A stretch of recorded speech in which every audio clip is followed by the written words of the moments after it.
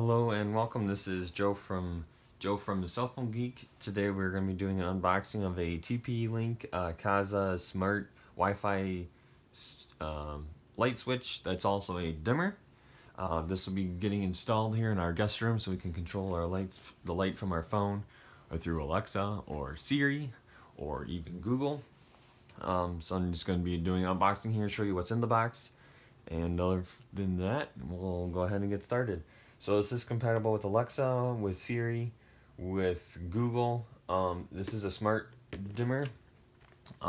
Should be pretty straightforward to install. If you installed a smart light switch before, this is pretty much the same idea, and then it just has the back end is just getting it configured and connected to your Wi-Fi. If you are not comfortable getting it a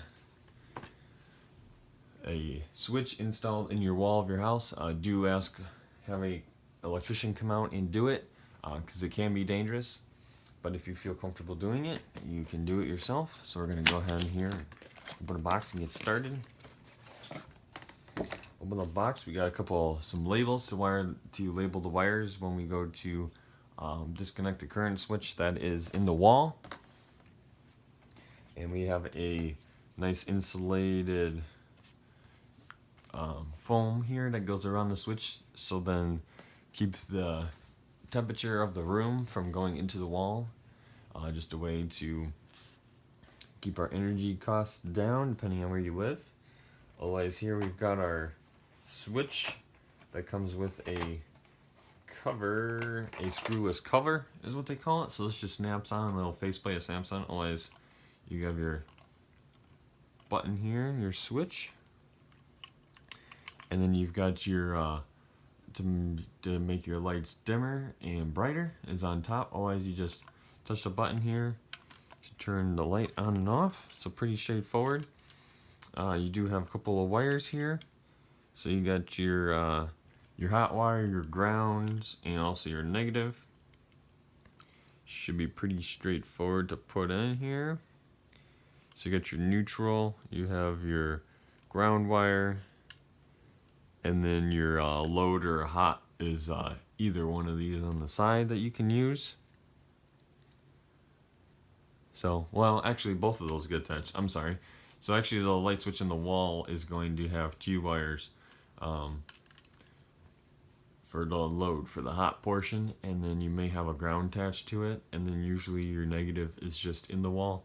But it does depend on your wiring in your wall, so you'll have to take a look, depending on how new or old your house is, or how the wiring was done in your house. So your current switch might only have two wires on it, might have three. The new one's going to have four. That's the biggest difference. So as this plate should snap off here. I was gonna see if I can take off. Yeah. So what you do is you'd mount this in the wall as a switch. So this should look similar to your regular switch, and then this cover here, you can snap on over it, and then they call this a screwless cover, wall cover. In my case, I have two switches for the bedroom, one switch for the light, one switch for the fan, so I'll be doing a dual cover instead of the single one here. But yeah, this is what the switch looks like.